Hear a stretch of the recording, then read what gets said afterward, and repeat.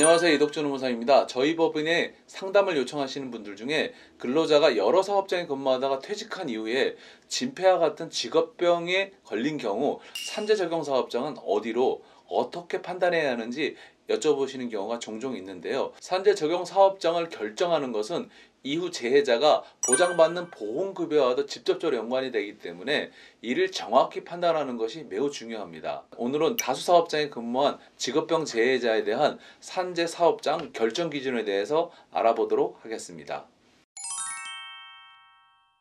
업무상 질병이란 근로자가 업무 수행 과정에서 화학물질이나 분진, 신체 부담을 주는 업무 등으로 인해서 건강에 장애를 일으킬 수 있는 요인을 취급하거나 이에 노출되어 발병한 질병이나 업무상 스트레스가 원인이 돼서 발병한 뇌심혈관 질환 또는 암, 근골격계 질환, 허리 디스크 등 병명에 제한을 두지 않고 업무에 기인한 모든 질환이 업무상 질병으로 인정받고 있습니다.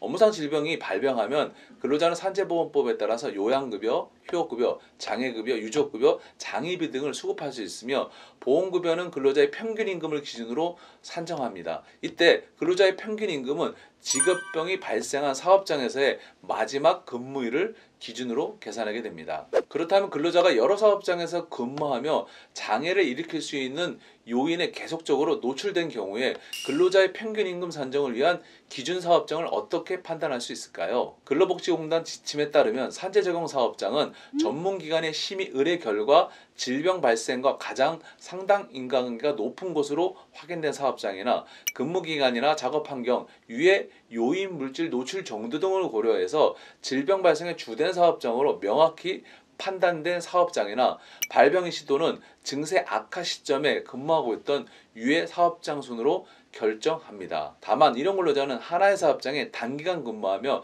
다수 사업장 또는 현장에서 근무하는 경우가 많은데요. 이처럼 재해자가 근무했던 유해 사업장이 많고 그 근무 기간이 짧아서 질병 발생의 주된 사업장을 명확히 판단하기 어려울 때는 마지막 유해 요인에 노출된 사업장이 산재적용 사업장이 됩니다. 근로복지공단은 복수의 사업장에서 근무한 근로자에게 업무상 질병이 발생한 경우에는 최종 근무지를 산재적용 사업장으로 보는 경향이 있어 왔는데요. 그런데 최종 근무지를 산재적용 사업장으로 볼 수 있는 경우에는 복수의 사업장이 모두 직업병 발병이나 악화에 상당 인과관계가 있는 경우만 해당이 되며 단순히 근로자가 여러 사업장에서 근무했다는 이유만으로는 충분하지는 않습니다. 산재적용 사업장을 정확히 판단하기 위해서 우선적으로 전문기관의 역학조사 등 업무상 질병과 상당 인과관계가 있는 사업장을 밝히는 과정이 선행되어야 하며 조사에도 불구하고 주된 사업장을 결정할 수 없을 때에만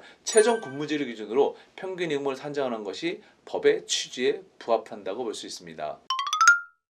산재보험급여는 업무상 질병으로 고통받는 근로자의 일상적인 생활 수준을 보장하기 위해서 근로자의 평균임금을 기준으로 산정됩니다.